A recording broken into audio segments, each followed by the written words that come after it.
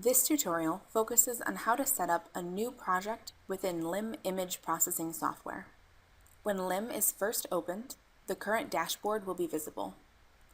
This lists all of the documents that are currently being worked on, the project they've been assigned, and their current workflow step. For a more detailed explanation of the dashboard and how it works, please view the Understanding the Dashboard video in this series. To start a new project, click the New Project button at the top of the screen. Give the project a name, a description if you like, and then add at least one document. The finished files from all documents assigned to your project name will be saved to the same directory.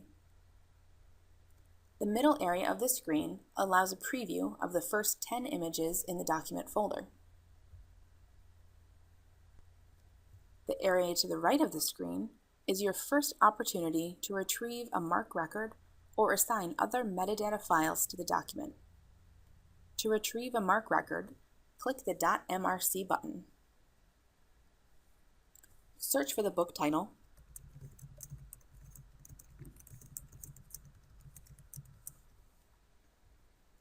and choose an entry from the list. It is also possible to connect to an OAI server or Z3950 server to retrieve metadata through this form.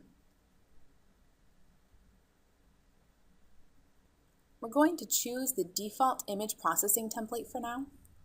This will enable all of the workflow steps, but you can choose to disable any unnecessary steps later.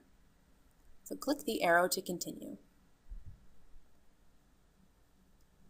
The 6 different workflow steps are now visible at the top of the screen. The import step gives LIM guidelines on what to import. Image processing creates a list of actions for LIM to apply to all of the images within the folder. Quality control allows the user to edit individual images. Structuring will allow you to define document structure and tag image sections. OCR analyzes an image and produces editable text using optical character recognition, and this also allows for searchable PDF documents. And finally, export allows you to choose output formats that include 3 different types of files: metadata, image, and document files.